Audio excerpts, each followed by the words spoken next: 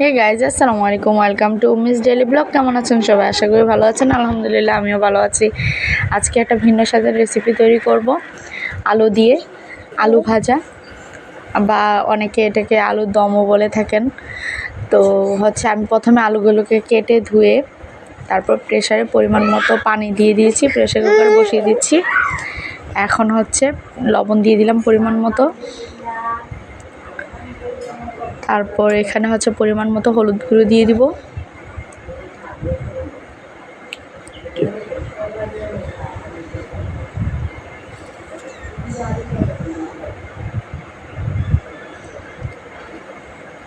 এখন এটাকে মিশিয়ে নিচ্ছি।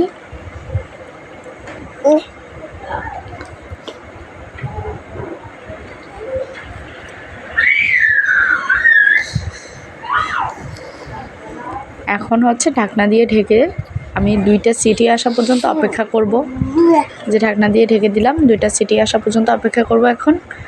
তারপর ঢাকনা খুলে এরপর রান্নার প্রিপারেশনে চলে যাচ্ছি, নেক্সট প্রিপারেশনে চলে যাচ্ছি। এই তো আমি পেঁয়াজ কাঁচামরিচ কুচি করে রেখেছিলাম, এগুলো তেল দিয়ে দিলাম, দিয়ে এখন ভাজবো।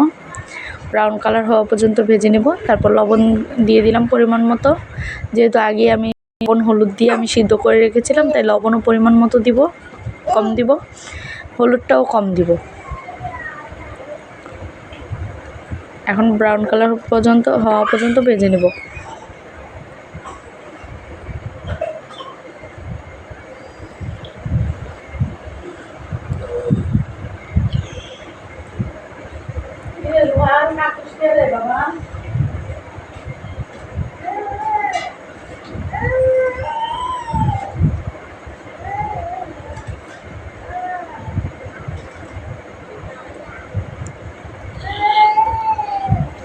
যে প্রায় ভাজা হয়ে গেছে, তাই দিয়ে দিলাম হলুদ গুঁড়োটা, দিয়ে এখন আবারও ভাজবো।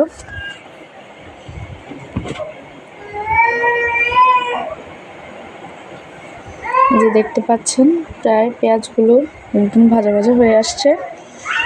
এখন দিয়ে দেবো আমরা সিদ্ধ আলুগুলোকে এখন দিয়ে দিব।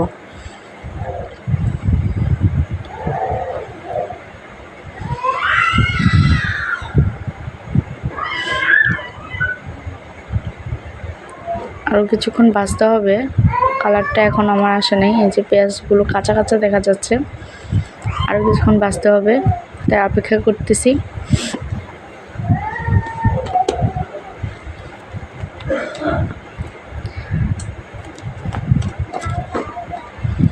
এই যে দিয়ে দিলাম আলুগুলো।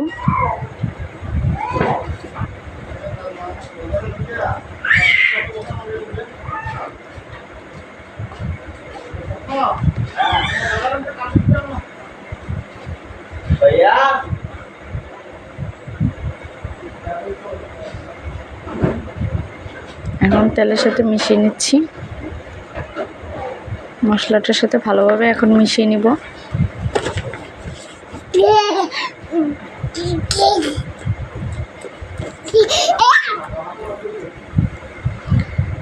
ভালোভাবে মিশিয়ে নিব, ভালো করে ভাজতে হবে এখন।